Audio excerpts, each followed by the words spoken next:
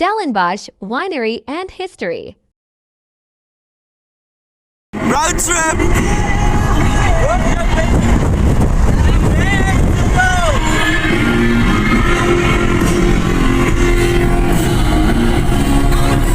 Rock and roll!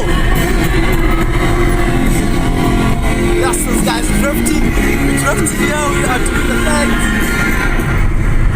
Glaswereld. I'm making a good man see. I'm making a good man. Yeah, they really want to sweet. I'm running out, pretty baby.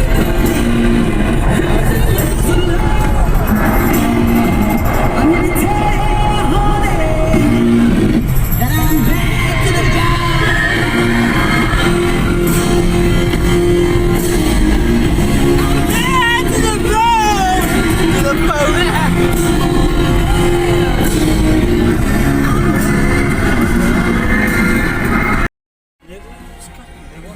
Guys, we are in England, or is it Britain? Britain, France? I'm back to the bone! Stellenbosch Vineyards. Wat Afrikaans sê? Wat is Stellenbosch in Afrikaans? Stellenbosch. Stellenbosch. Stellenbosch.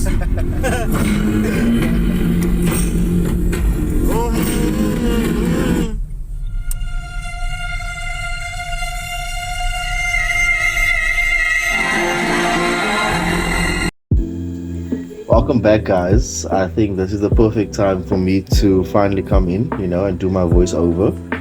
So here you can see we arrived safely at our destination, and we are going to be doing one of my favorite things that I love doing, which is wine tasting. So yeah, I've been invited by my very good friend Mr. Chef to join him on his workplace, or rather at his workplace, with some wine tasting. So Stellenbosch Vineyards is where we are at, and maybe I should take the time now, while you are looking at the beautiful views of the place, to tell you a little history about the place. So Stellenbosch, firstly, the whole town is near Cape Town, and it boasts a rich winemaking history dating back to the late 17th century, with vineyards established by Dutch settlers and French Huguenots.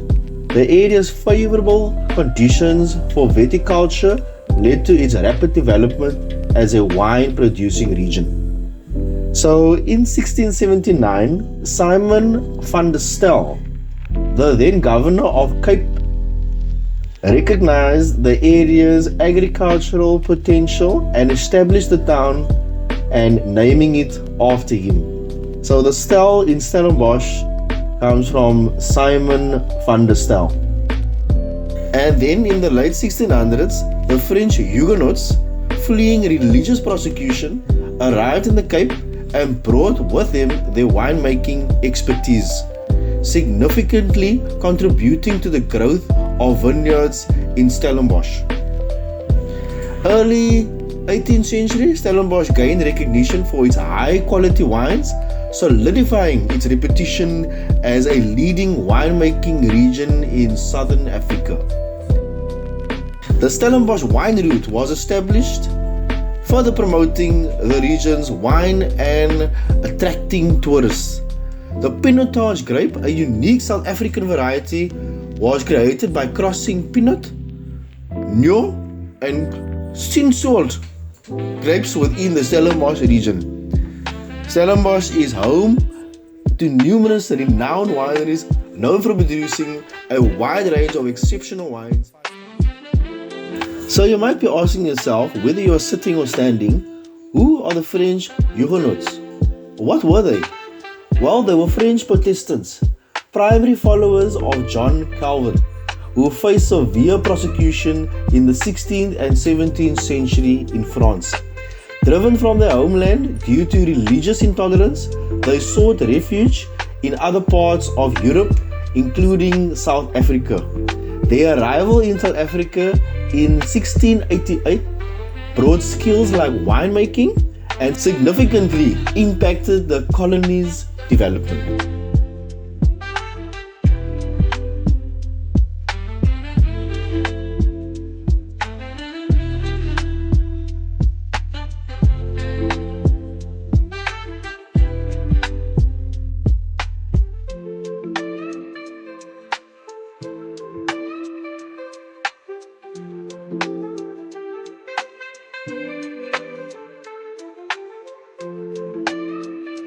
So what beautiful views we have here, eh? So here we're looking at the wine that we actually tasted. And what I'm going to do right now is tell you a little bit about the wine. So let's start with a Chenin Blanc. So a Chenin Blanc is a still white wine. It can also be sparkling. Your flavors that you get is yellow apple, pear, honey. And the occasion that you can have it with is with spicy foods, like your Cape Malay curry, grilled pork, creamy chicken, or for picnics, everyday sipping. It's a dry to sweet kind of taste. And then your Chardonnay is a still white wine. It can also be sparkling too. Your flavors is apple, lemon, and peach. So it's, if oaked, it can be also, and what I mean by oaked is in obviously those barrels now kept in there.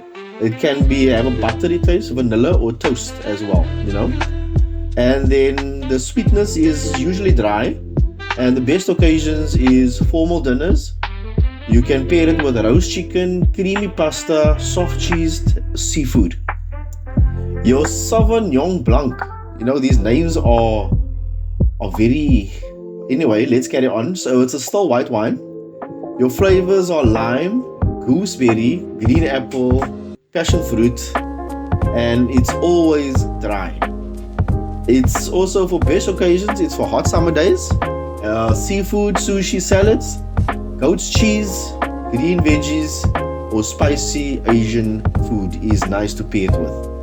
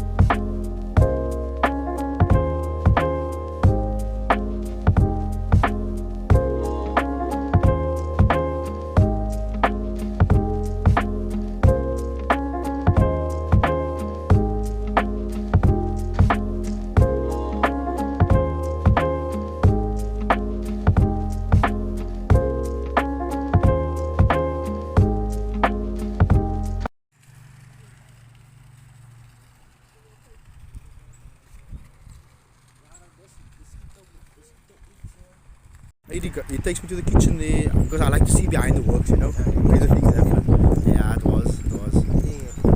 We've actually deep clean. So did you work there as well, like in the place? Oh, okay. So you and Eddie you come a long way together. Yeah. Like, how do you know each other through in the food bus? Okay. Yo, this is amazing, bro. The only thing that I knew him through. And then obviously I met Froza and Yeah. his mom. Obviously this place needs to be clean. Yeah, but of course. But I mean, imagine lights here. Bro, it'll be it's the best. For me, I would rather prefer to be here outside than inside, Because I like, it's part of nature, man. You have the sunlight, you have everything here, And they'll have to probably clean the mosquitoes here. Yeah, I only found out now today this is mosquito eggs. Yeah. That's crazy, bro. I thought it's algae, But I never knew. And I was saying we need to do something about it. So now I would just like to say thank you to everybody. It was nice meeting you guys, and thank you for the lovely day. Just being out in nature, taking in fresh air, breathing it in. And this is the reason why I also just wear pluckies, when it's summer. Pluckies is the way to go, and a shorts. No worries, And here you can see now I am basically preparing food for my chef. You see, so he had some duties, family duties he had to take care of. And I just felt like, why not give a chef a break by making some nice supper for us. And this was just after the vineyards where we went to his place. And everybody just chilled nicely and just gathered along. And, just took off from where we left off at Stellenbosch Vineyards.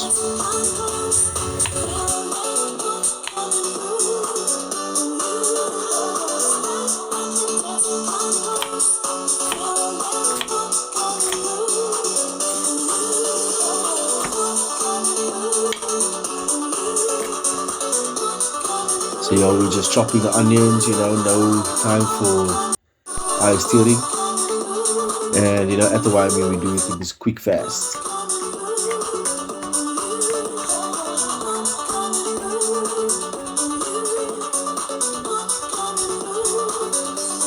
And this pot that I'm going to be calling is a moerbei pot. So basically whatever you find, you just moerbei.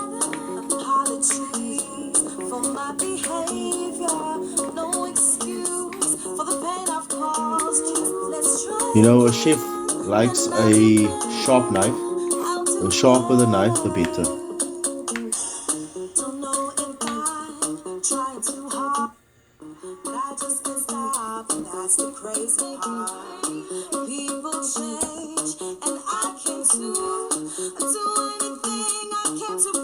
You can see your tomatoes is diced as fine as possible.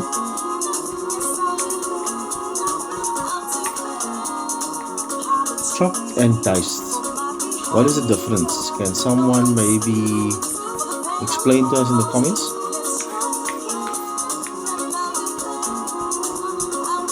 You see, with a sharp knife also, your knife will just slide through the objects, If your knife is not sharp and you try and chop the tomatoes that way or your onions, your stuff will just go flying off your breadboard, because the knife is not getting any grip. So this is the skill used to remove the peels from the garlic and also chop it up.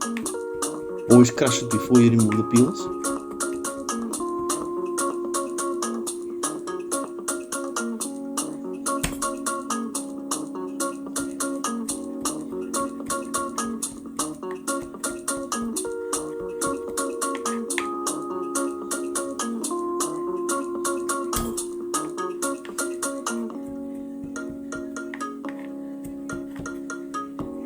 So show us your technique, or tell us about your technique of how you chop vegetables, onions, and tomatoes.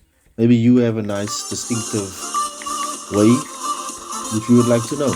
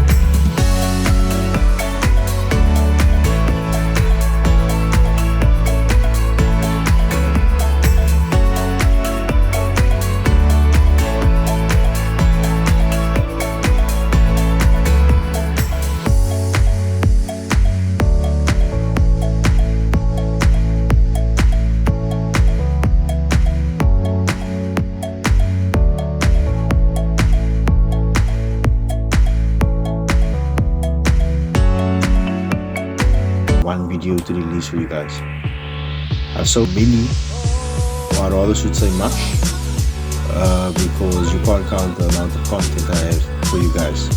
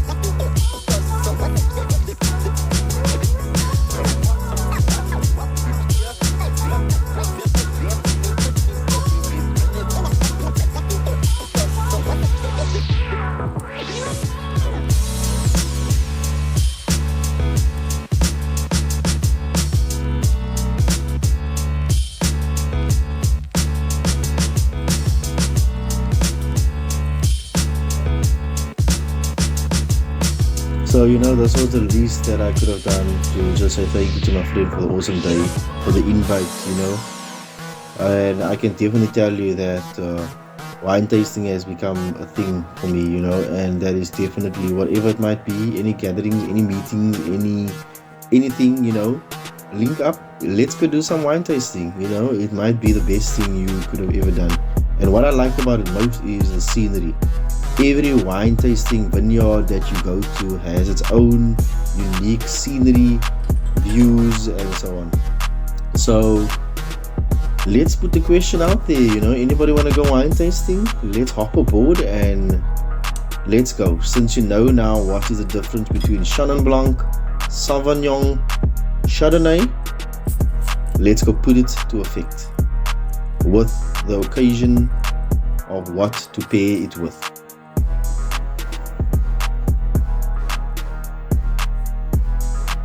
So definitely a Moerbay Pote that I can give you, living up to its word, and that is what we at the Wyman will always strive to do.